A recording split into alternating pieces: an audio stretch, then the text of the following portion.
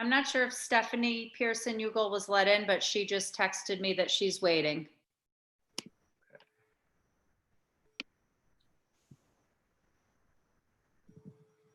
Oh, shit. All right, we are now live.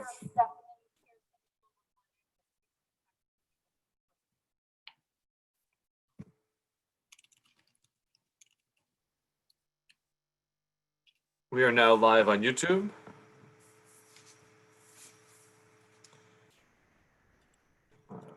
And so we will call the special meeting of the Reading Board of Education to order at 6:01 on August 11th. This meeting is being held remotely pursuant to Executive Order 7B. The first item on the agenda is public comment. I would ask anybody in the public who has a comment to indicate so by raising their hand using the participants window in Zoom. And if your comment pertains to reopening plans, particularly with respect to RES or John Reed, I would ask that you hold those comments until the end of the meeting, so that, because your question might be answered in the course of the presentations tonight. So if you have any public comment, please indicate so by raising your hand. I see somebody who's only identified as iPhone. Please state your name and your street, please. Hi, it's Victoria Erickson. I'm on Stars Ridge Road in Reading. And I'm just hoping that tonight we'll hear when we're going to get something in writing that dictates very precisely what the learn from home option will be. And so I know that I've, have a little bit of an idea, but the last thing that was issued was only about a paragraph in writing. And I think families should be able to understand that option better. Thank you. Thank you, Victoria. Any other public comments? All right, seeing none, board member comment. Seeing none, building and district administrator reports. Start with RES, if you can give us a summary, Natalie, particularly with respect to where enrollment is going up, down, or indifferent. Absolutely. As is expected and as has been discussed on the news, we have had a lot of folks move in over the summer. And comically, as I was even driving home today, Mary Burrett, our registrar, called to let me know we have yet another kindergartner joining us. So we have had, as of today, 27 move-ins over the summer, 27 new children joining us. And we did have folks leave too. We did have 16 children move out. As of the numbers we have today, we will be at 500 in our building at the start of school. Kindergarten, as expected, as per our Proud and NESDEC numbers and our conversation at the end of last year, we are at 103 right now, with 97 fully enrolled, 7 awaiting final paperwork, and 1 who has just withdrawn and is moving out of town. So that brings us to 103. In grade 1, 93. And I'm sorry, kindergarten is 5 classes. Grade 1, 93 children, also 5 classes at that grade level. Grade 2, 81 children. We have 79 fully enrolled, 2 we are awaiting final paperwork, and that is in 4 classes. Grade 3, 92 children, 90 fully enrolled, 2 awaiting final paperwork. That is only in 4 classes, so that's where our numbers are at 22 and 23. 23 if we have all 92 join us, 23 per classroom. And grade 4, 99 children, 97 fully enrolled, 2 we are awaiting final paperwork, and that is spread amongst 5 classes. Thank you, Natalie. Any questions on that from the board? What was the number in second? 80? 81 in 2nd grade. And that's spread among 4 classes.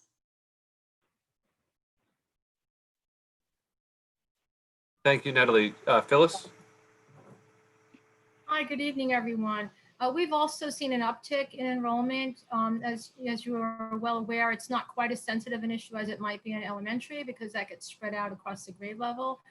We are fortunate that Darlene has worked very hard over the summer to balance our class sizes. So in general, our enrollment looks to be 339 students, which is an increase over the end of July of approximately 18 students spread across the grade levels. And we are, once again, confident that most of our sections will be 20 or fewer in an all-in model. And with one or two exceptions, and in those cases, we would move those classes to a larger setting such as the community room. Thank you. Thank you, Dr. Moore. Any questions on the middle school enrollment question? Okay. District Administrator reports. Scott, anything you'd like to touch on? Yes, thank you. I'll touch on the state of financials from 1920 briefly. You've distributed the standing reports of budget object summary, transfer report, and health insurance analysis. I'll start with the health insurance analysis. So in June to end the year, we had claims of about 140K, which was our lowest claims month for the entire year. That brought our ending June balance of the fund overall just short of 190K. And per the board action on May 7th, which was to increase the balance up to a total of $500, I'll be making a supplemental contribution from unspent funds to bring this fund up to 500, which would be an incremental $310,000. And we'll touch on that when we get to the budget object summary. That deposit will be made this coming pay period. And I'll just mention that our July claims I have an early look at are coming in at 250K, which continues our trend of being higher, but is consistent also with the expectation of rising claims as the COVID shutdown relaxed a bit. If there are no questions on that, I'll move on to the... I'm sorry, Scott. Natalie? Yeah, I'm sorry. Is Stephanie Pearson-Ugal still waiting to get in? I think, is she in the Reading meeting? Because she's not in the waiting room. Okay. It says Gotten it's at several max- people telling me they can't get in because we're at the 100 cap. Yeah, it says it's at max 100. I'm also hearing that people aren't seeing it on YouTube. Not seeing it on YouTube. Okay. Sorry.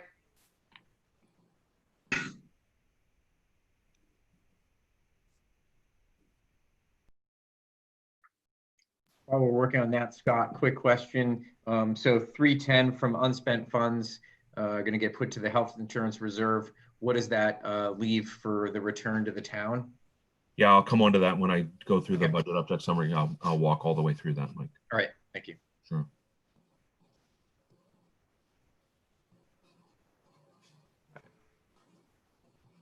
Just want to make sure we get everything settled out here first. I posted the correct link to YouTube on the board Facebook page. And I see the meeting running right now.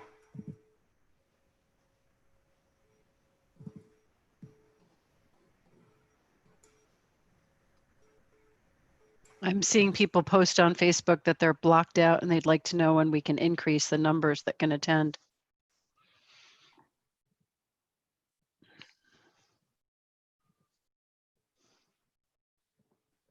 The meeting is on Is it streaming on YouTube? It is? It is. And Okay. I think the confusion is that the Region 9 YouTube channel says it's the ER9 YouTube channel, which is not technically accurate. Okay. And so I posted a link for the currently streaming video on the Reading CT Board of Education Facebook page now. I also Okay. put an instruction that people can refresh their browser if it's not showing up right away.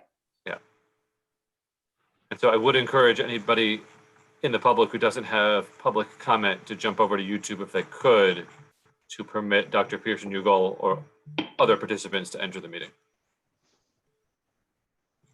You can keep an eye on that. There's now space for Dr. Pearson-Ugal if she tries to join. Okay, I'm sorry, Scott. Did you want to go over to the budget object summary? Yes, certainly. So I'll pick it up from there. The budget object summary that was sent to you shows an unexpended balance at the bottom of about 320K at the bottom of it. But there are two material changes to this. And one of them is what I just discussed with the employee benefits account, the health insurance reserve. Since that amount to top that up is about 310K, I had reserved 400, which means that there's an additional 90K unspent there that will fall to the bottom line. So the 320 will go up by 90.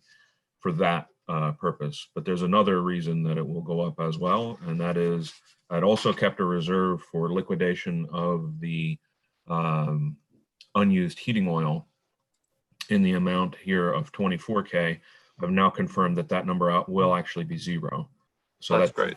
Yeah, that's good news as well. So 115K basically will be added to that 317 at the bottom, putting us at about 430K to the town of Reading. So when we had last met to review this on June 16th, I had outlooked about 300K unexpended, which is what this report shows at this point. But with the pre-buy being a little lower, with the pre-buy going to zero and with the health insurance contribution being a little lower than I thought it would be, it's brought that number up by 130K roughly to bring us to 430. And the last major thing that I would anticipate changing to the good would be when I finally settle the diesel fuel piece of this. I have a reserve currently of 27K, 28K for that. But when I get that finalized, that'll fall to the bottom.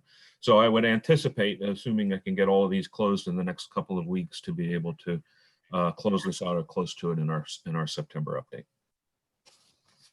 And that's all I have. Thank you, Scott. Any other questions for Scott on financials?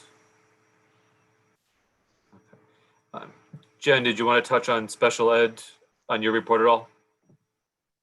The only thing I want to bring people's attention to is that we have a new format that has been submitted. So basically, we're comparing where we were last year to where we are this year. So basically, without taking in all of the new entrants that we have, our numbers are steadily decreasing in special ed. But again, we don't know about the new entrants that are coming in and what the IEPs will look like. I mean, ballpark, we probably have about between 6 and new kids that have moved into Reading with IEPs. So that will probably be reflected next month. Okay. Thank you, Jen. Any questions? Yeah. Yeah, Chris? Jen, to what do you attribute the decrease? Forgetting the new kids for a second. Okay, I think it has to do with the fact that, one, we have kids that have moved out of the district. You know, when they leave John Reed, they go to Joe Barlow. That's certainly one factor. The second is, I think that it has to do with the interventionist. You know, we provide I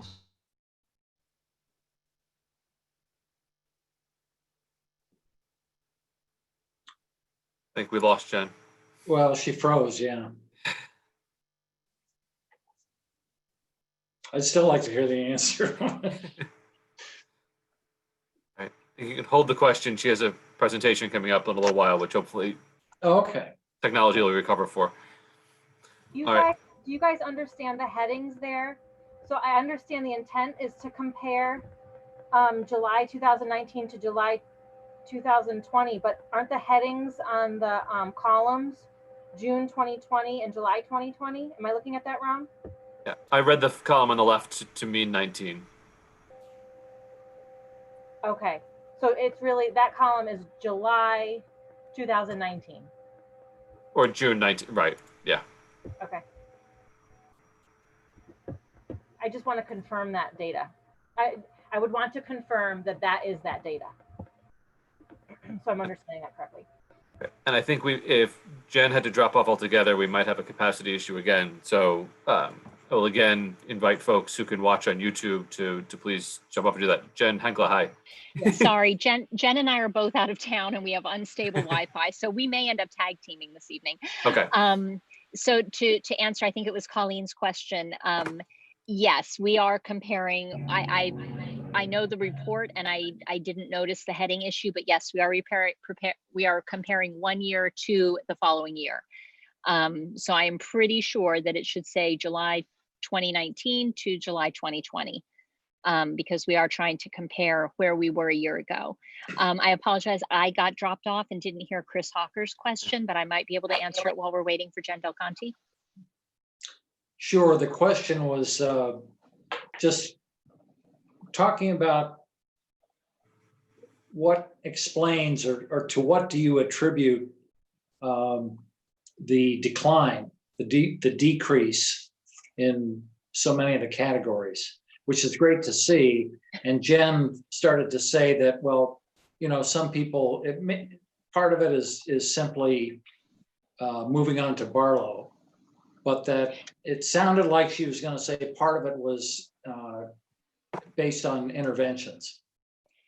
So it really does, and I hope I'm not speaking out of turn, but it does have to do with, as students have their triennial evaluations, where we then look at how much progress they've made over 3 years, we then, part of our mandate from special education is to redetermine eligibility. And sometimes students are no longer eligible. They've made the progress that they need to make in order to be successful in the regular education classroom, sometimes with accommodations under 504, sometimes not. So it really, there's no trick to it. It just it comes down to the data, and it comes down to, when we do evaluate students or reevaluate students, are they eligible, or do they continue to be eligible?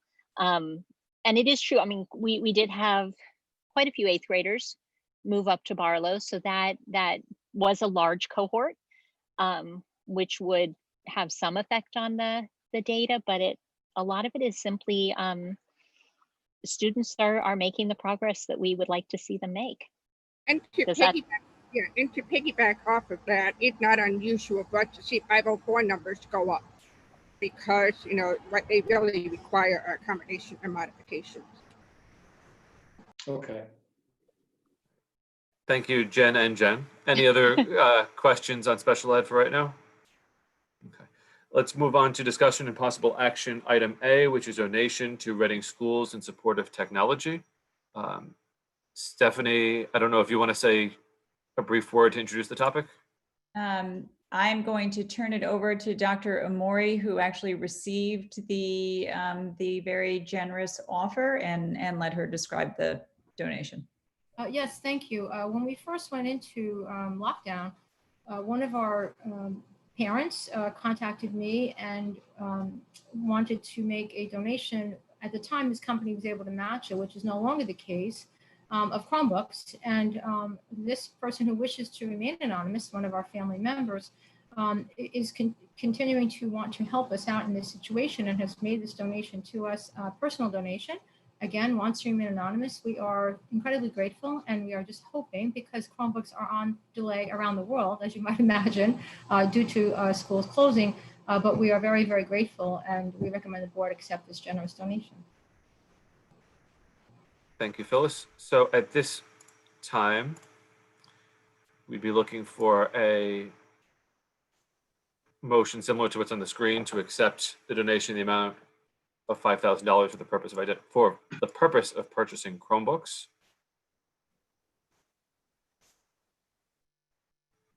Right. So it's a money donation. It's not a. It's cash that's earmarked for the purpose of acquiring Chromebooks. Okay. I'll make that motion, Chris. That's Mike. Is there a second? Sure. Chris, thank you. Any further discussion on the acceptance of the donation? Hearing none, we'll call the roll. Heather? Yes. Colleen? Yes. Mike? Yes. John? Yes. Stephanie? Yes. Chris Hocker? Yes. I vote yes. The motion carries 7-0. Thank you to the anonymous donor. Yes, thank you. All right, that brings us to item 4B, reopening plans for Reading Elementary School and John Reed Middle School. So I will turn it over to Phyllis and Natalie, please.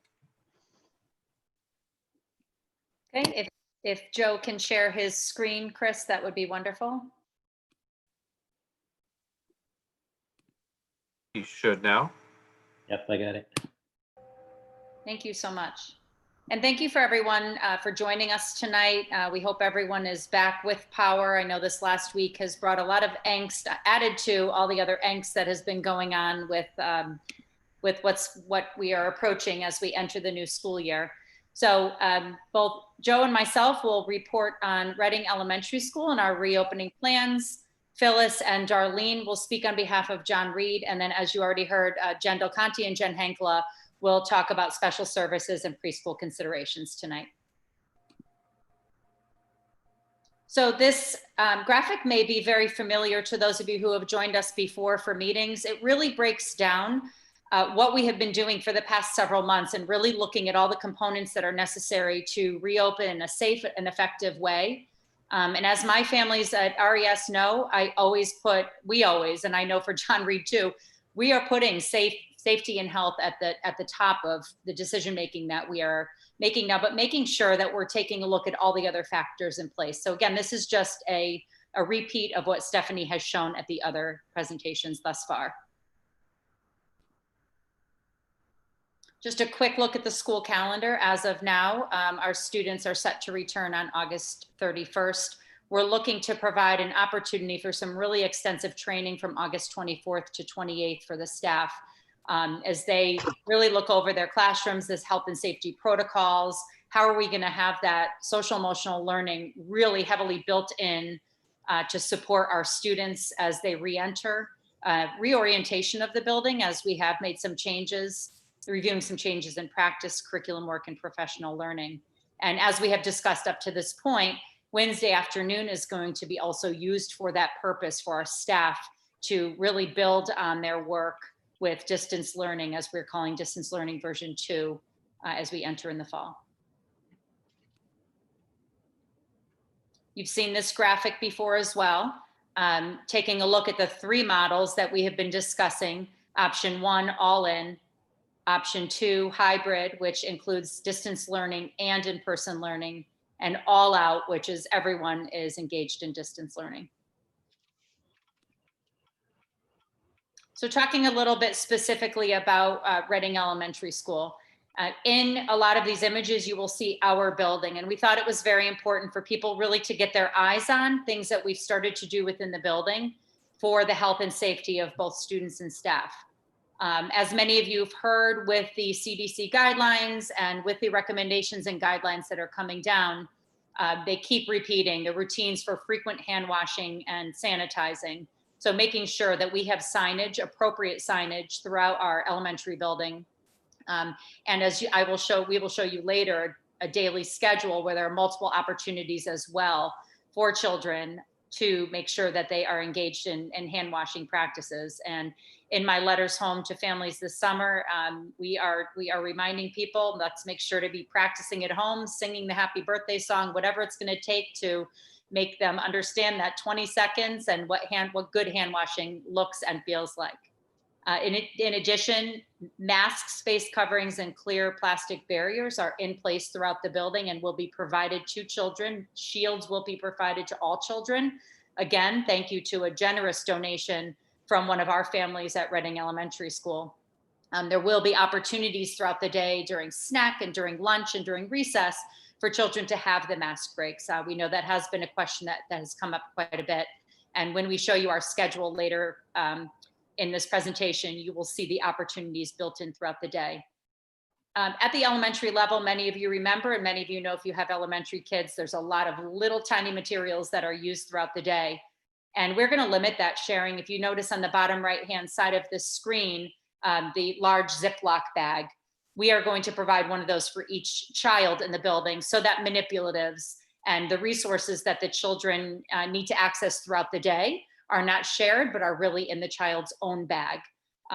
Again, so we're limiting that to the greatest extent possible.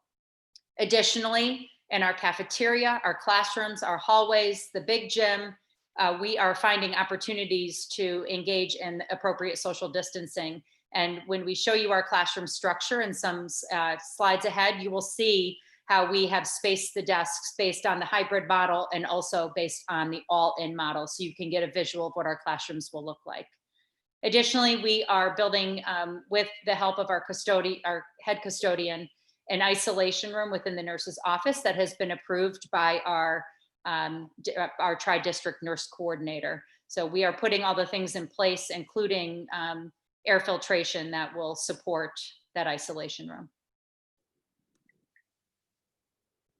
So we pulled some photos for you just to give you a visual of things that are that the children will be seeing in our building. Of course, the masks, which I do see many children when I'm out and about wearing them with their family members. So really, really getting that practice in is really, really important at this point. Even if we're running out to Caroluzzi's or running out to Costco with your child, making sure that they're really getting used to having that on their face. At the very bottom, you will notice the gentleman is wearing a face mask with a clear front. We have also purchased those for some of our primary instructors. We feel it's going to be really important as children are learning these new sounds and learning to read and learning to understand expressions. We thought it was very important for them to be able to see really what's happening behind the mask. So we have purchased those for our staff as well. And in the middle, you'll see the young lady with the face shield on. Each child will have his or her own face shield. We're going to have them have their names on them, so it's theirs all the time. We will have cleaning procedures with them that the children can engage in, but those will be available for all of them throughout their day. And the top right picture, you'll notice a staff member working one-on-one with a child. These are some of the examples of the clear plastic barriers that will, it's not going to limit adults from being with children and working with them, but there's just that added layer of protection in between. And on the lower right-hand picture, we have purchased some of these barriers as well that the teacher can use or the child can use if they're working in a space where they need to have an added layer of protection. You'll see the one on the far right that can be actually put on a table and can allow several children to be with the teacher at the same time with that divider in place. So taking a look, you hear the word cohort a lot and people kind of scratch their heads and say, what is a cohort? And at the elementary level, we are very lucky.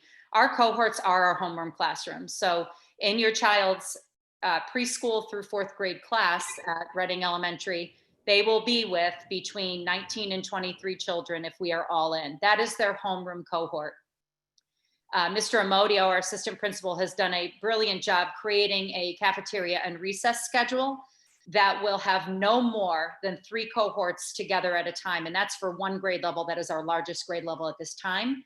The other grade levels will be in smaller cohorts and in sectioned off areas on our playground and in our cafeteria to limit the numbers in those spaces at a time. The third cohort to consider, I know people have asked questions about this, but is the bus cohort. And First Student has been working with us to ensure that as children get on the bus in the morning, they will start at the back of the bus. And then as the stops proceed, the children will then come closer to the front. So there's limited crossing paths with one another, and there are assigned seats on the bus. As much as we love to have friends come visit, and this is tri-district wide, we really are needing to restrict individuals entering the building unless there is truly essential business that we have invited people in for. We are allowing our extended day program to run through the Reading Parks and Rec, so that will take place as it has in the past to support children who may require extra care after school. Drinking water this year. This is really, really important. We have been very lucky to have our water coolers available for children throughout the building.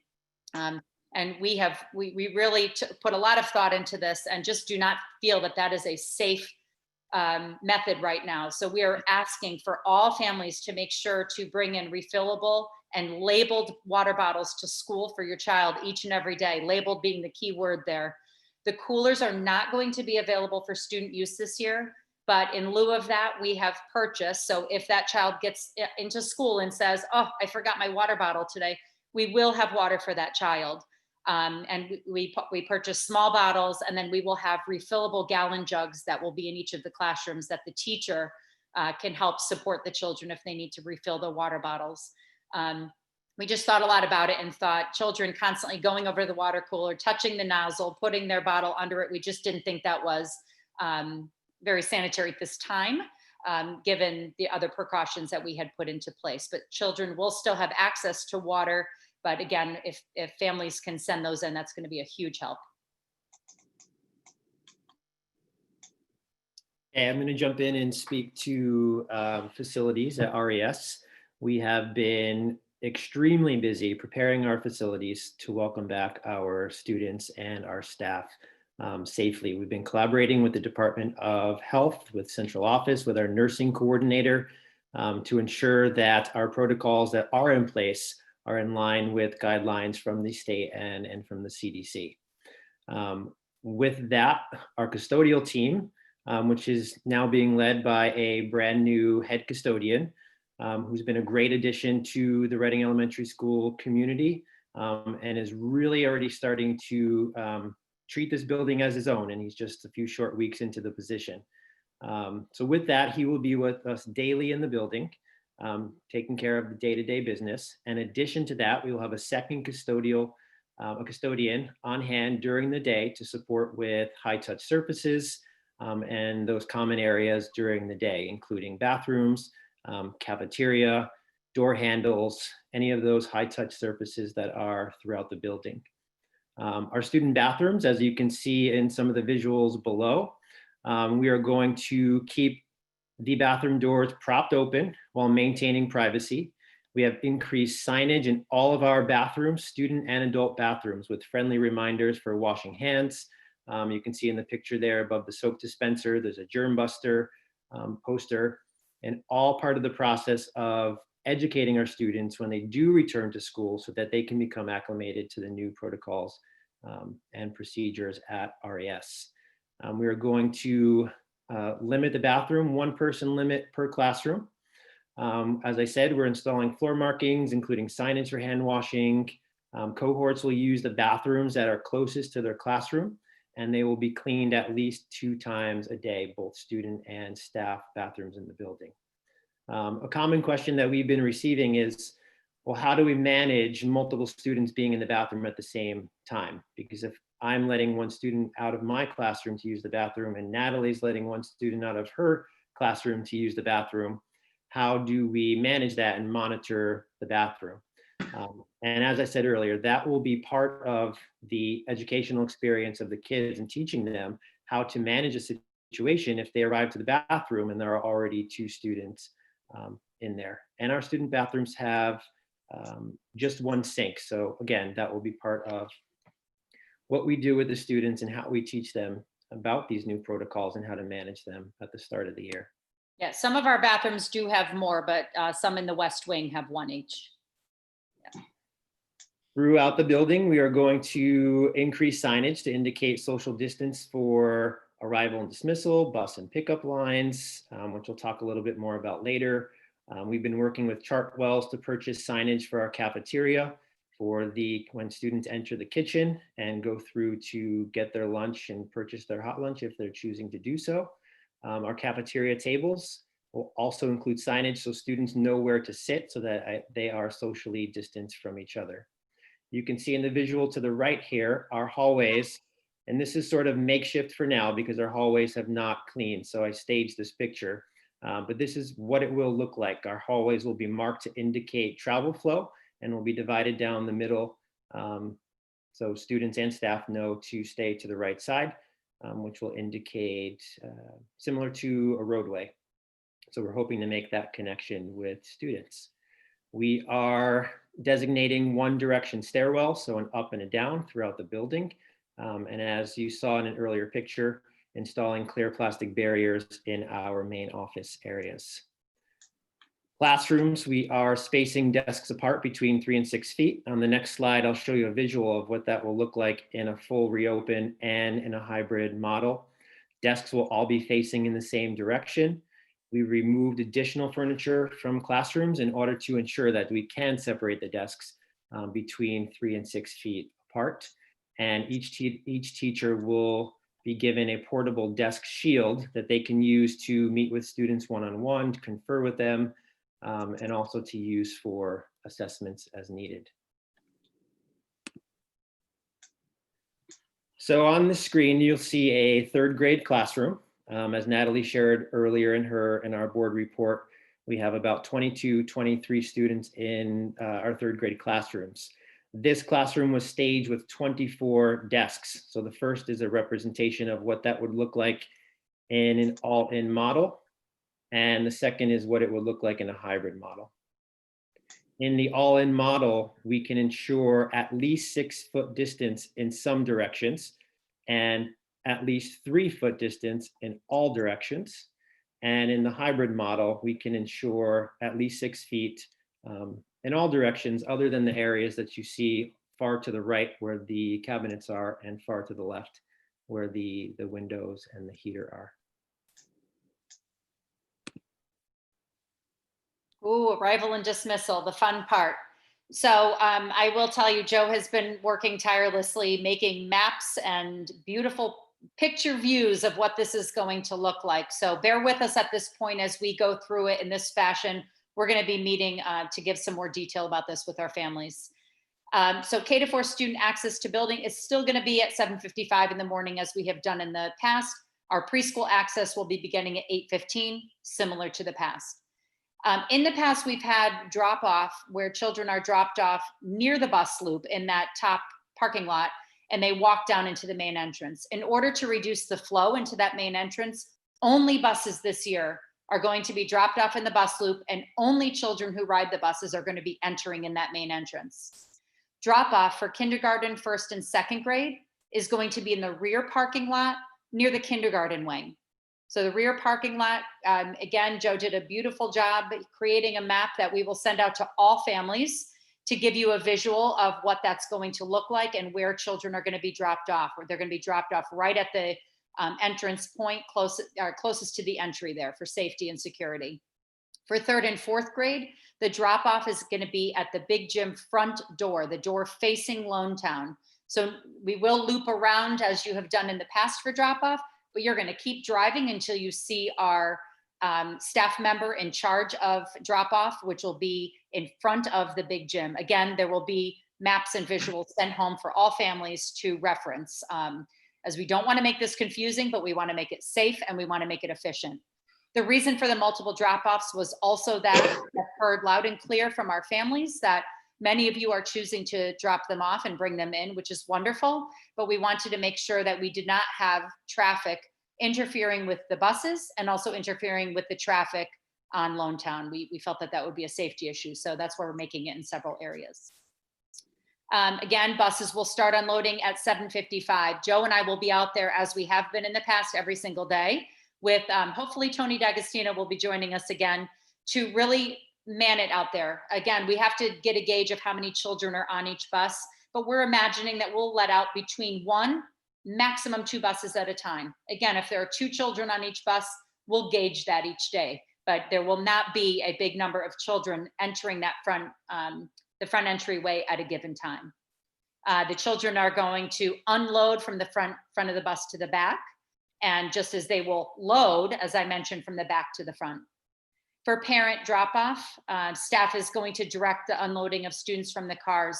One of the things that we really wanted, and this is in my welcome back letter that families will see within the next week and a half or so, but we really want families to work with children on how to get in and out of the car safely. We're asking that we practice doing that on the passenger side, as that's where you'll be dropping off the children, on the passenger side.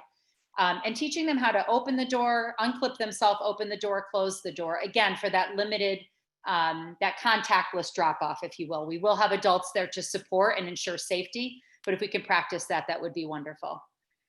Any students arriving late, arriving after 8:05, we're asking that the parents simply walk the child to the main entrance vestibule. At that point, because we have limited access to visitors, we're going to ask that the parent remains at the vestibule. The child will enter the building and sign themselves in.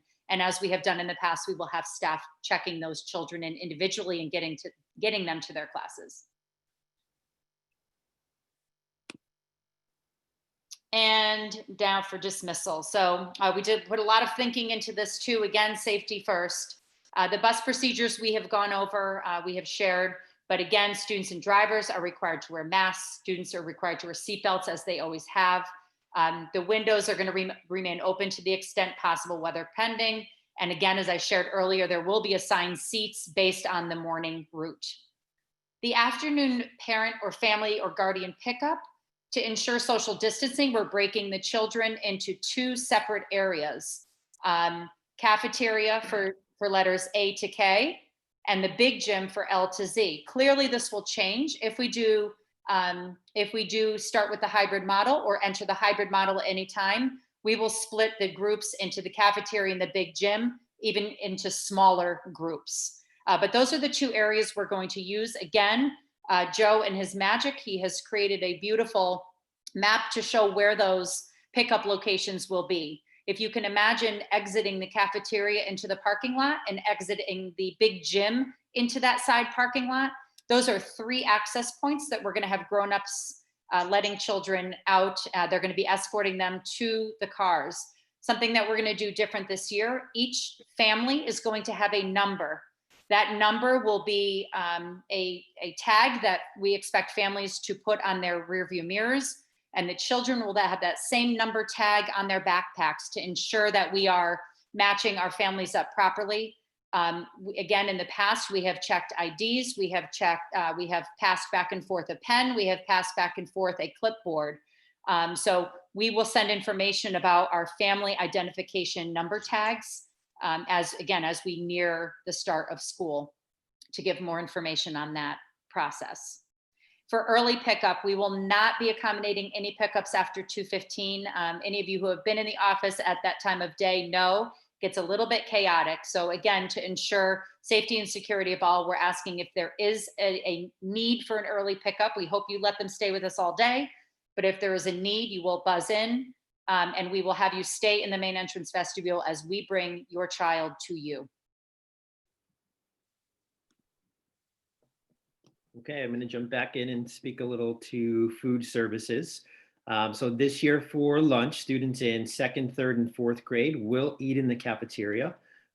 We did want to provide an opportunity for students to transition out of their classroom and eat in a different environment, but due to the staggering, we can only accommodate 3 of the grade levels during that time. In any given lunch wave that is in the cafeteria, we may have between 40 and 50 students, depending on the wave. We will sit students 2 per table with a 6-foot distance. And I have a visual I can show you on an upcoming slide of what that will look like. Students in kindergarten and 1st grade will eat in their classrooms. They will select their lunch and it will be delivered to their classrooms by the support staff that will be monitoring them in there. Whether it's in the classroom or in the cafeteria, we will have 1 supervisor per class. And we've been working with David Kennedy and Chartwells through our food service program to purchase additional signage for the cafeteria, as I mentioned earlier, through our kitchen lines where students would purchase their lunches, and also in the cafeteria, on the seats of the cafeteria tables. Additional space for student seating will be placed on the stage in our cafeteria. And for one of our lunch waves, we will also use our Innovation Lab classroom for some additional students. And that room will also be supervised. Lunch choices will be limited. They'll be pre-packaged in sort of a grab and go style, so that students can go through the kitchen efficiently and quickly. And we're looking for a touchless point of sale. So we are asking families to not send any cash to school this year. You can send in a check or you can access our online payment system. In addition to that, before and after lunch, there will be built-in opportunities for students to wash and sanitize their hands. So here's a visual of what a cafeteria table would look like. And the X's designate where the students would sit, and where those X's are, we are going to replace those with the signage from Chartwells. 2 students per table. Students will maintain 6-foot distance. While they are eating, they will be unmasked, but as they are traveling into the cafeteria or into the kitchen line, if they are purchasing hot lunch, they will keep their mask on until they sit down and they are ready to eat. The picture to the right shows our 2 entrances to the kitchen, and we will designate a kitchen entry for each class to limit any interactions between the 2 cohorts. As we started to think about scheduling for this year and what our priorities for scheduling would be, social emotional learning and community building were absolutely at the top of our list. And so at the start of our day, as we anticipate our arrival procedures may take a little longer than anticipated due to the staggered approach, we have built in additional time for community building. this year for all classrooms. We're also planning for extended uninterrupted blocks to allow for instruction in the core content areas, so reading, writing, math, science, and social studies. And this year, as we come off of distance learning and re-enter this school year, we want to provide teachers with some flexibility in designing their schedule, including the core content areas, to really base their instruction off the needs of the group of kids that are sitting in front of them each and every day. And another thing that we have considered and will implement in our schedule this year is increasing our number of intervention blocks. So we're looking at having two intervention blocks per grade level, 30 minutes apiece, one for math specifically and one for reading specifically. And that would be a time for targeted small group instruction, whether it's in the classroom or if it's through intervention services and supports. As I mentioned, community building will be built into the schedule, which can include morning meetings, some of our second step lessons, and teachers will really gauge their classes to determine if there are other opportunities throughout the day for community building. Recess cohorts will attend recess together. We're going to maintain 30 minutes. We'll be outdoors to the extent possible and weather permitting. As Natalie mentioned earlier, we are going to have zones for each cohort, which will be separated by cones so that each cohort, each classroom will have their own designated space at recess and will be able to interact with peers in their classroom only. Fine and Practical Arts will continue to build in a 40-minute special per day. And I'll show you in a few slides that are upcoming. During a hybrid model, students would rotate through the Fine and Practical Arts classes for an assured experience. So in a hybrid, students with last names A through K would come to school on Monday and Tuesday in person.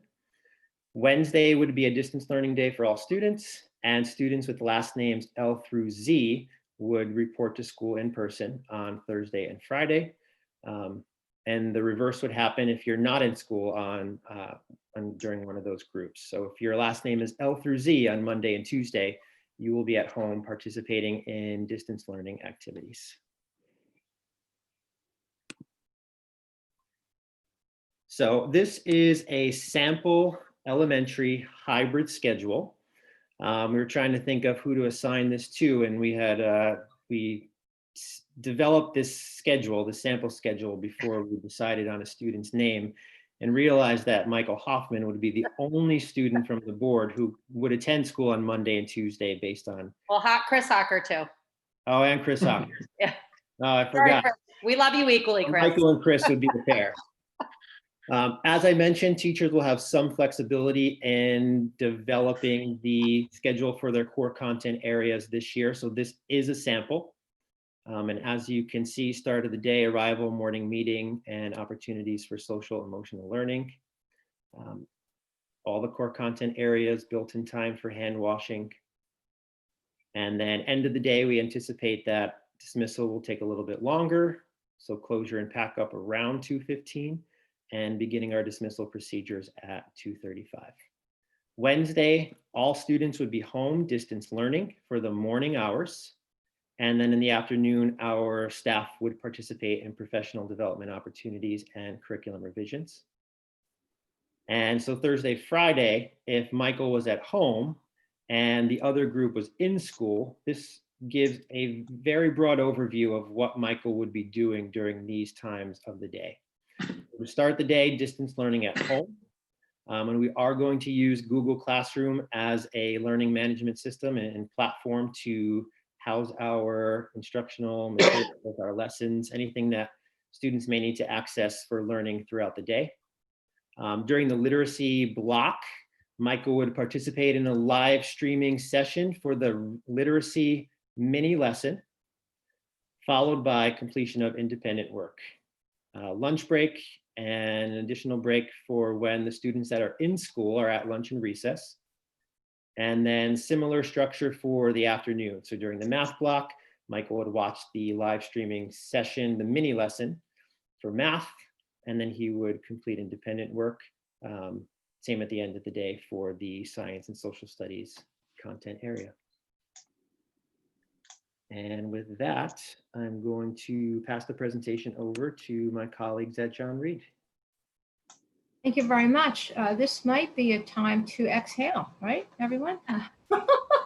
As I'm listening to my colleagues who did such an amazing job, it just made me think about our students learning at home, right, on the screen, and all the information. Our parents who are watching as well we have all worked on these details, every little aspect, as you could imagine, of a student's daily life. What is it like? How do we keep them safe? And we're so familiar with it. And even still, I was really struggling to get all those details down. So obviously we will post these this presentation. And of course, we're very open to questions and comments. And we'd like to think about this plan as a living document, i.e. any suggestions from our teachers, from our parents that can enhance our plan. Of course, they're welcome. Our goal is to open school to give kids a chance to be with each other and to be with one another and us, but also to do so in a safe way. I want to take a brief aside, and very brief indeed, to say to the board, hey, look at this. Do you like it? This is the logo, the John Reed logo we were hoping to propose to you for approval way back before this thing called the pandemic hit us. Well, I want to thank Mrs. Laurie Skidell, who created it for us in consultation with students and teachers and staff members. And at some future date, we would love, if you approve of it, to in fact do that. We liked it. We thought we'd use it for tonight. I just want to explain why you see something that may in fact be unfamiliar. We do think it speaks to John Reed and the vision for John Reed that the board has made clear to us. And that's why you see something there. And thank you. So I think, Joe, you and I will get in sync, but if you could go on to the next one, thank you. Let me thank my colleagues. I want to first also thank our colleagues over in Easton, whose framework for this presentation we utilized and then just plugged in our individual information. And in turn, Joe and Natalie have so clearly articulated so many of the procedures that we too will have in place. So rather than take up too much time, I just will focus, if I may, upon those things unique to John Reed. So for example, we are in fact continuing the process of essential business only. Middle school students are notorious for leaving things home and forgetting them. We loved it because we got to see their parents each day as they came in to drop off the lunch or the book or the project. But we will have a table in place in the lobby for parents to drop that off, but we are not, of course, having access into the building. To support our parents, our working parents, we are going to continue our morning program, both the paid one that begins at 7 a.m. and the early morning drop-off supervision at 8 a.m. for any student whose parents need them to arrive at that time. At John Reed, each grade level is a cohort. You may have noticed in our board report, those cohorts will range from approximately 67, 68 through approximately 98. Students travel from pretty much in the same areas. We have done a lot of moving of classrooms, and we're grateful to our custodians for having done that. But so we really have, for example, we moved our science teachers. That's not easy, right? They have so many supplies and so forth, but it wasn't logical where they were. The 8th grade teacher was in the 7th grade wing and so forth. So we really do have students in a contained area as much as possible. So that's what the cohorts is at the middle level. We also want our students to bring refillable water bottles. We are going to have coolers available in supervised areas for those emergency times when students either need a refill or did forget. Similarly, though, we don't want everybody touching the same cooler handles and so forth. We are going to have the isolation room, and in our case, our student bathrooms will be designated by grade level. So there'll be an 8th grade boys and girls bathroom, 7th grade, and so forth. And you'll see a photo of that a little bit later on. Thanks, Joe. Now, coming soon, because I didn't want to take the photo of what it looks like now, which is pretty nasty looking, but it is because it's not done yet. But we do have a room adjacent to the nurse's office. It's being renovated and painted, and we will have a single-use bathroom for any sick child. And I just wanted you to know that the big reveal will come soon, but it wasn't quite photo ready. So as I mentioned earlier, we have bathrooms in the respective wings.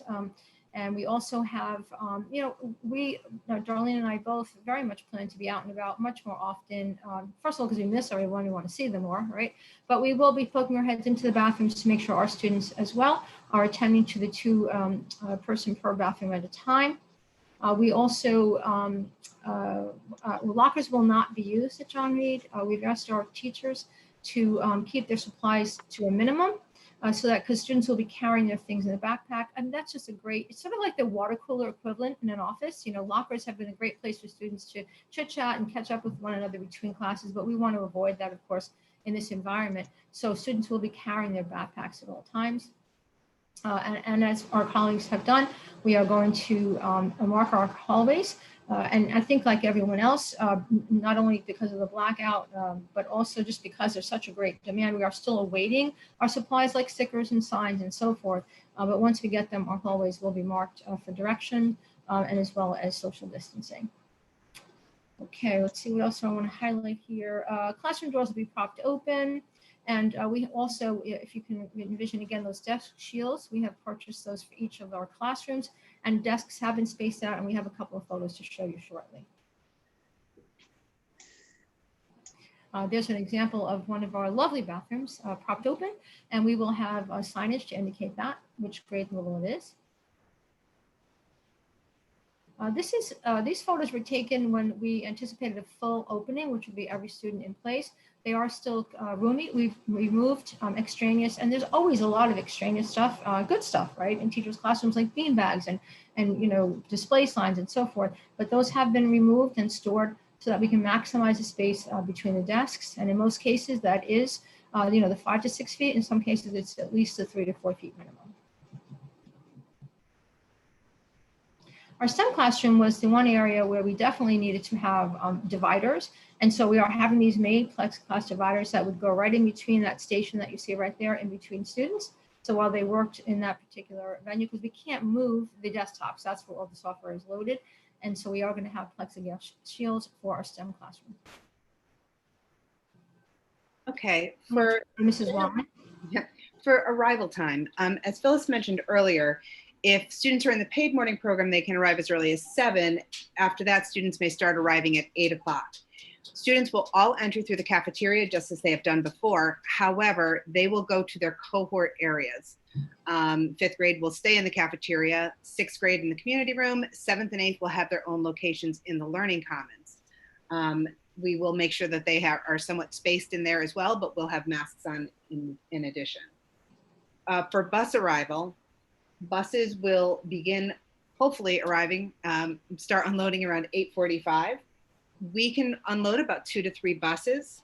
The 5th and 6th graders will enter through the door nearest the learning commons, and the 7th and 8th will go through the main entrance. It lends itself because the 5th and 7th and 8th graders will be going right up the stairs, and they will not cross with the 5th and 6th graders inside the building. At drop off, we'll have what we've always done around the back of the building, and the students will be outside. The staff will direct students. And for tardy students, again, just as they had talked about at RES, parents are to remain in the car. Students can come in and they will report into the office. Parents do not need to come in the building, unfortunately. The next slide, Joe. These are just the 4 different entranceways to our building that we'll be using in multiple ways. The 2 on the left will be for our bus drop-offs. On the right is the top is where we drop off in the mornings. And in the last one, the bottom right, is where parent pickup will be. There is quite a bit of room outside for students if they are waiting for their parent to come around and pick them up, so they can spread out and they will be outside most of the time. Dismissal time, and we've already been talking about this a little bit. For parent pickup, procedures are fairly the same. Staff member is outside and they will call the student to the parent's car. Dismissal to buses will look a little bit different this year. Students don't have to go to their lockers at the end of the day. So when they're in their last class, we will call out some of the students to their buses. And once they're gone, we can have the other students go to their cohort areas. So again, they will be with their grade levels and not with all the students in the school. Just like at RES, students will have an assigned seat on the bus, so they will enter as directed and stay in their seat that is theirs morning and afternoon. For early pickup, we are asking that parents park at the front of the school to call in, and knowing what self-service is like, they may need to call in shortly before that because you might not get a a signal right in front of the school, but we will have a staff member escort the child outside so that the extra parents and other community members do not need to enter the building. Next on our list are the food services. It looks a little bit different than at RES. We have long rectangular tables currently. At those, in order to keep students 6 feet apart, we can fit 2 students at one of those tables that were meant for 12 students. Our students will be sitting, we've ordered some additional tables. We are waiting for Chartwells to provide us with the signage just as RES is. We'll be marking which seats students can sit in. We are ordered additional tables. If we are all in school, we will use the cafeteria as well as the community room for lunch. However, if we're in a hybrid model, most likely we will look and see how this comes out. Most likely we will be able to have all students eat in the cafeteria with additional tables so that they are 6 feet apart and all facing in the same direction during lunch. They will have time to go outside at recess after lunch. And during that time, that will be part of their mask off time. And we are actually working today to start thinking of which activities are appropriate during a recess at the middle school and which ones will not be appropriate. And that'll be shared with students prior to going out the first day. As Joe mentioned at RES, there will be a touchless point of sale. They are not accepting cash right now. They're asking that parents put money into the accounts so that we're not touching money all the time in school. And there's prepackaged limited options available for purchase. And I think that's everything on the food service. And Phyllis, back to you. Yes, thank you. As I mentioned earlier, we did move lots of classrooms over the summer to consolidate the spaces. For example, all of our world language teachers are in the same place. And I mentioned earlier, the science teachers switching to be with their grade level cohorts. And Mrs. Wallen has done a wonderful job balancing class sizes so they remain 20 and fewer. Again, if we're in a full school model. And it depends on what we're looking at each period, where students are going from, let's say periods 2 to 3. When necessary, we will stagger passing time so that there's not too much movement in the hallways at the same time. And one of the things that we are really comfortable and proud of, if you will, are formally called advisory program. We're calling it home base, and we're going to have it every single day. And we're going to extend it as needed initially. This is where we're going to provide the social and emotional support. We're hearing an awful lot of research that points to children in the middle and high school levels as being very, very anxious about returning to school. Many of them are concerned they don't want to catch something and bring them home to their families and so forth. So we want to reassure students, we want to educate them, and we're going to use that advisory period to address those needs. And that's something, once again, that we're really proud of, and that was a priority, and we made sure that we had that in our daily schedule. This is the easiest model to explain. If we're all in, we're all in. All students will report for a full day. As Darlene mentioned earlier, we will use separate entrances and stagger the entry times when the buses arrive, but that is the all-in model. The hybrid group, very similar to RES, we have divided the alphabet, A to K, will come in physically on Monday and Tuesday. At that time, students in those same classes who are at the second part of the alphabet will log into that class. So the classes are still sort of together, even though one is at home and one is in class. On Wednesdays, students will be home for distance learning throughout the day. In the afternoon, our teachers will engage in professional development. And Thursday and Friday, it simply reverses, and our second half of the alphabet will be in the building, while our group A will be distanced but logged into their same classes.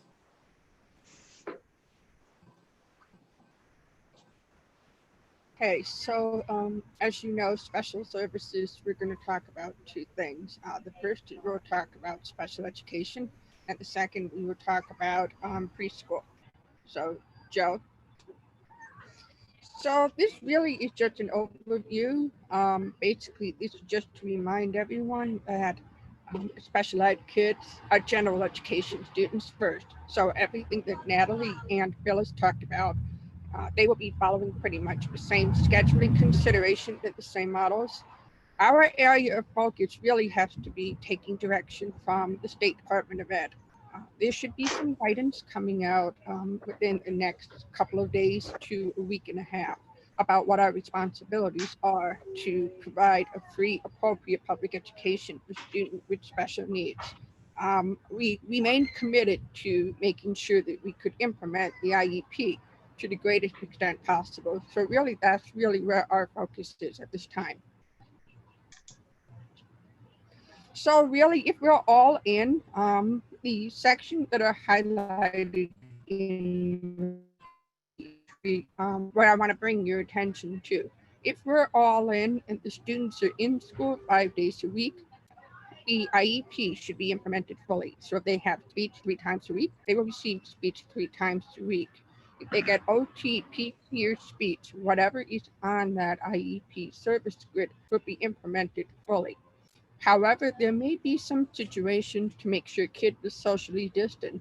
If a special education child is in one special ed classroom, but they receive special services like speech or a Wilson model, they may be virtually receive those services in another classroom to make sure that we can keep that social distancing and preserve the cohorts as much as possible.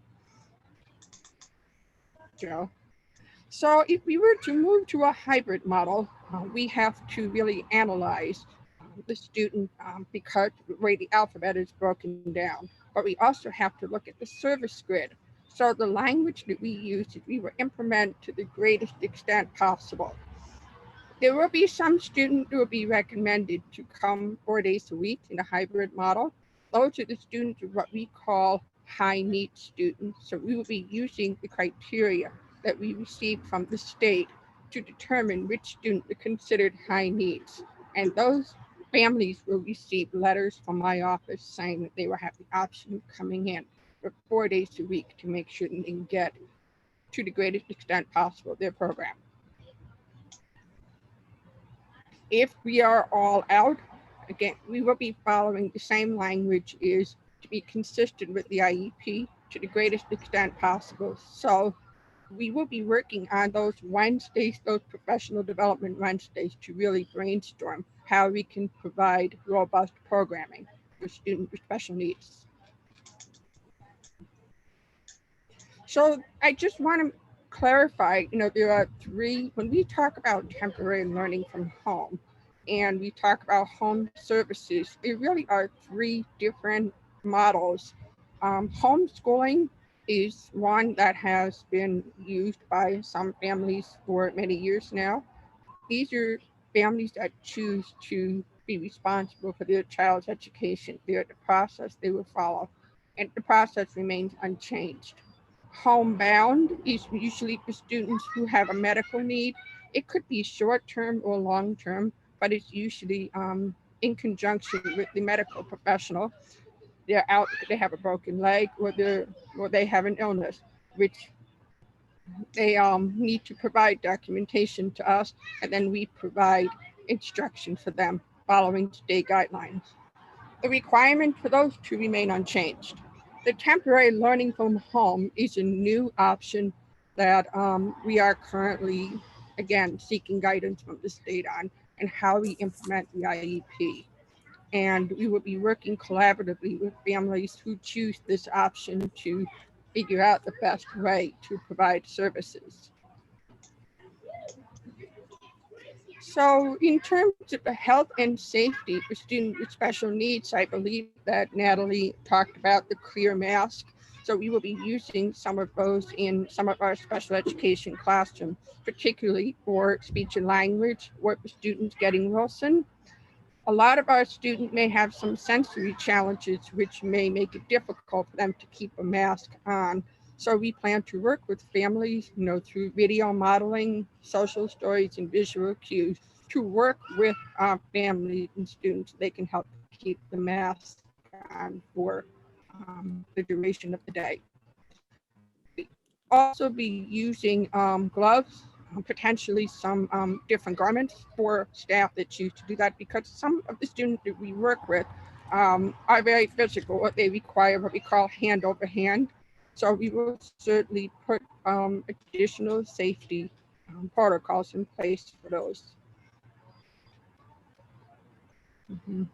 So the use of physical barriers, we have put physical barriers in our testing room it's called sneeze guards to make sure that we can maintain the safety.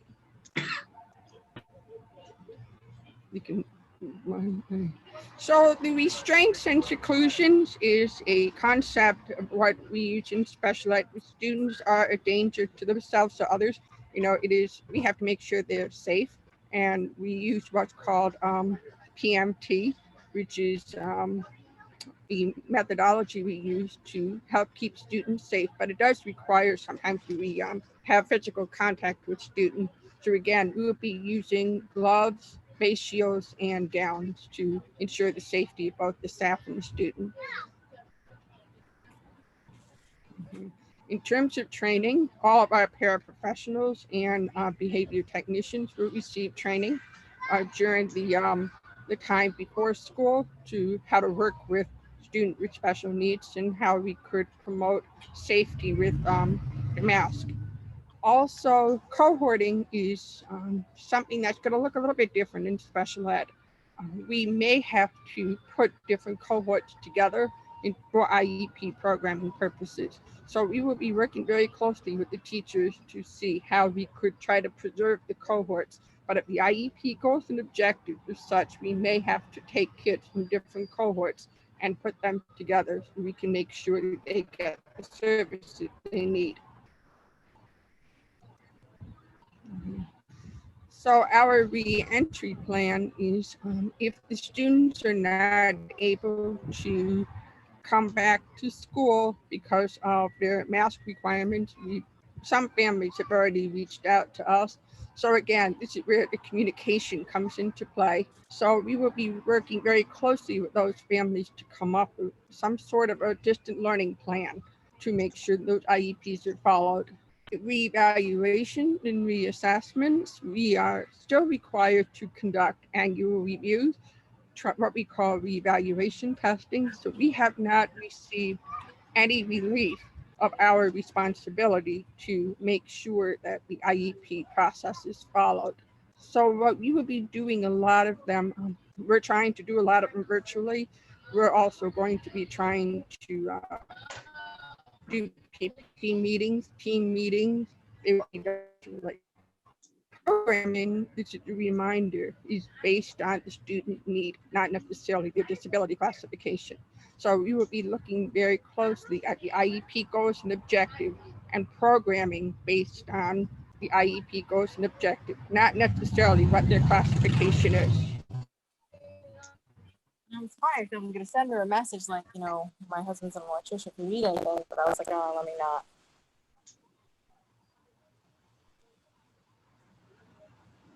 So weird. Did you tell her you're at 34 dating?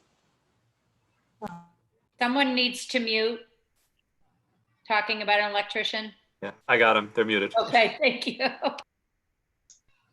Right. So this really, we talked about case management. So basically every student with an IEP is assigned a case manager. And that case manager is going to be the point person to work with the families to make sure the IEPs are being followed. Move on to the next one. So again, this goes back to the idea of collaboration and consultation between general education and special ed, and 504 meetings and IEP meetings. They will be conducted virtually.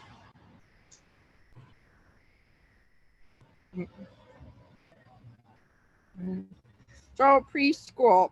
So preschool, we've been receiving a lot of guidance from the State Department of Ed and the Office of Early Childhood regarding preschool.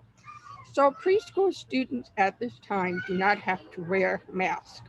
However, since preschool is within the Reading Elementary School, we are strongly encouraging students to wear masks just so they can, blend in with the rest of the building.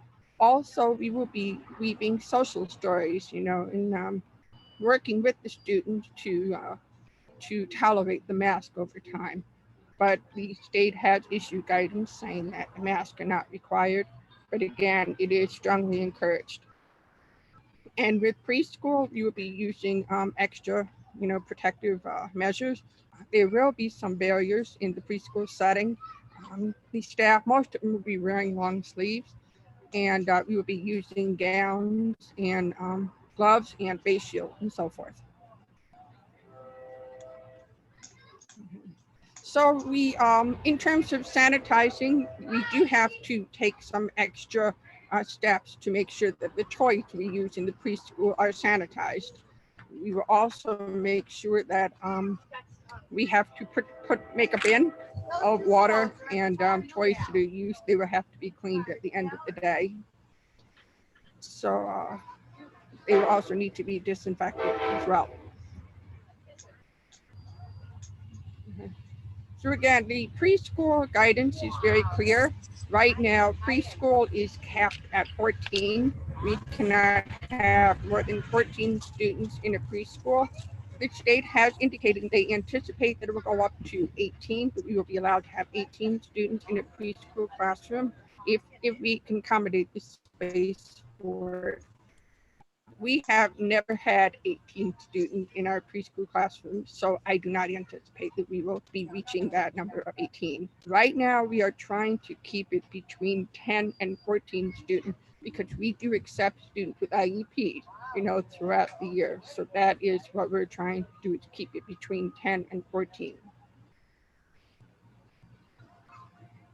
Again, these are just some of the materials that we may be using in our preschool setting. You see we have face shield, clear mask. The picture in the center is a sample of a clear barrier that we may use for testing. The picture at the bottom shows, that it's a very thin, clear barrier. And again, these are some of the desk barriers that we might see in some of our therapy classrooms and settings.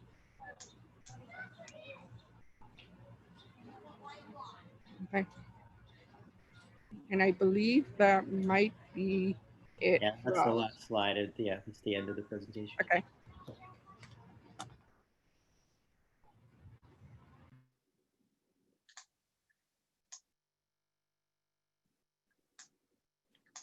Thank you, everybody. We have about 10 minutes to work through questions, comments on that before transitioning over to the tri-board.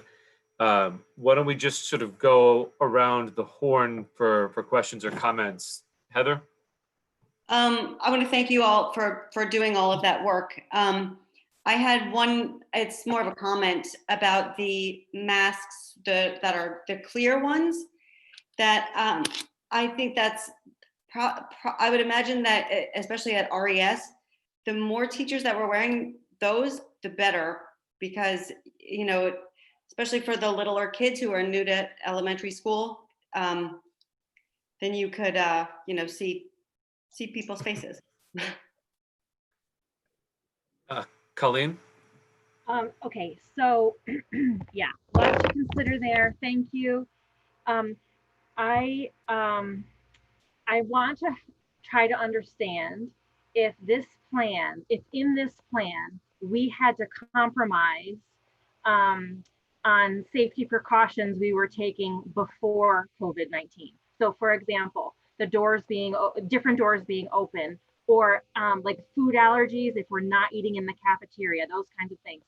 I know that's probably too much for you to answer right now, but I want to understand if there are resources that you might need in order to try to hold on to those safety measures that we had in place beforehand, and so that we don't like squeeze the balloon and end up with problems we were protected against previously. I also am interested to know, if we choose a hybrid model, can families still choose the optional temporary home learning? And what would that look like for those families? Those are just my questions that I jotted down that come to the top of my head. But thank you very much. It's a ton of information to consider. Colleen, I think I want to defer the temporary learning from home hybrid discussion to the tri-board, because I know Stephanie has some comments to present on that in a little while. Okay, sure. I don't need to be answered right now on any of my questions. Well, I think that the temporary learning from home question is a big question that a lot of people have, and I just wanted to make clear that we're not trying to punch the question, but that it'll be addressed at the tri-board in probably about an hour. Okay. Mike? Just a quick comment. I'm most concerned about our special ed students. And I'm not making a judgment on the special ed plan. I think the Jennifers have made the best plan they can, you know, in each of the different scenarios, but I just don't know if we can do what we need to do for our special ed students, you know, if we're distance learning or even hybrid learning.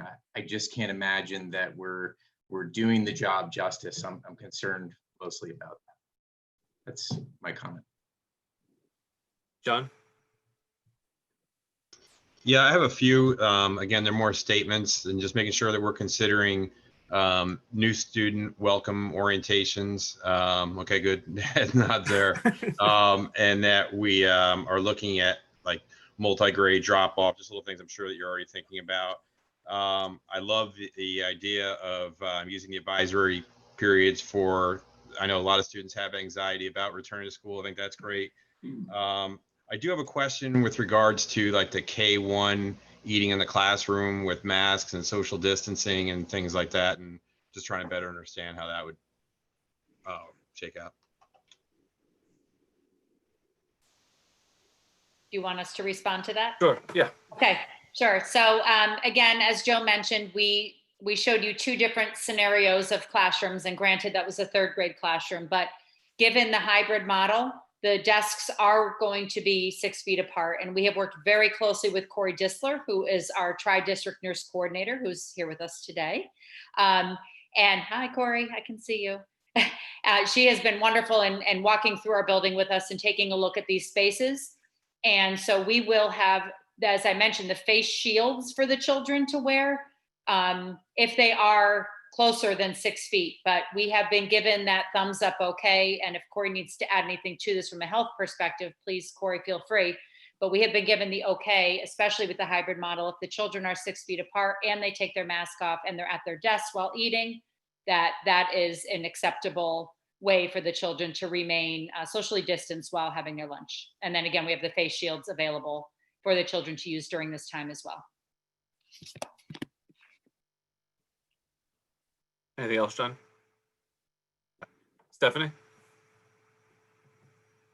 I just wanted to comment that I have been contacted by teachers this past week, and of course they understood that with the power outage we couldn't have our meeting last week, that they request that on the Wednesdays that the distance learning and the professional development takes place, that the schools be deep cleaned. So I just wanted to let you know that that was out there.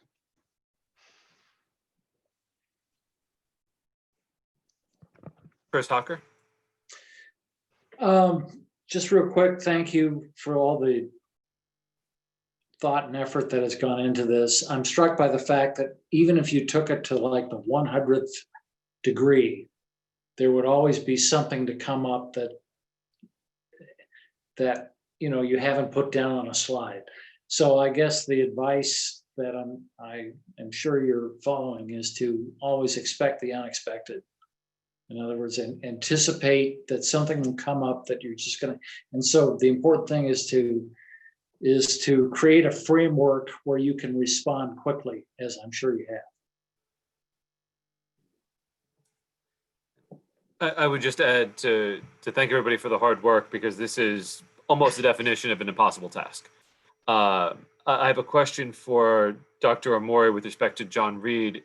Is the intent that the schedule every day in an all-in situation would be every single period in the normal course, or would there be sort of alternating days like had been discussed at Barlow? In an all-in, we would follow the regular schedule. Okay, and in a hybrid, the same? Yes. Mm-hmm. Okay. So half the kids would be in and half of them would be following at home. Right, but it's not as if on Mondays you'd have the first half and on No, Tuesdays you'd have the no. second half. It's just the same. Regular schedule.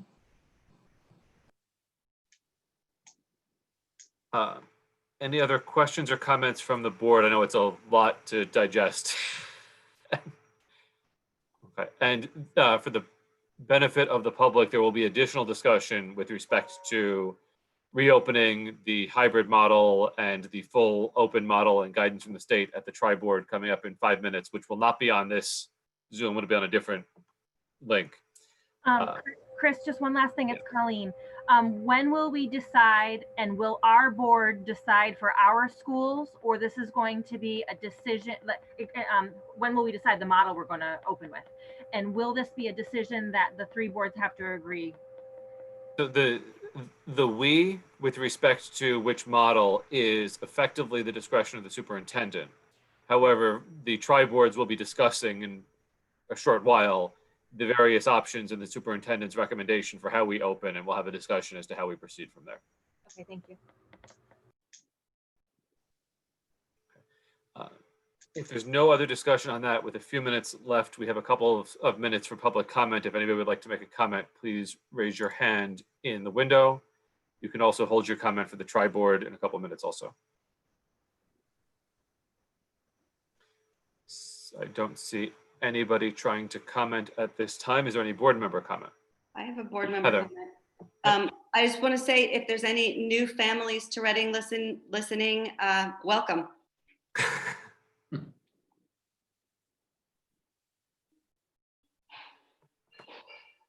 Any other board member comment? John, are you talking? If there's not, I'd entertain a motion to adjourn. Mike, is there a second? I'll second. Heather, if there is no objection, then we'll be adjourned at 7:27 with the expectation that we reconvene at 7:30 for the tri-board on the other link. Thank you.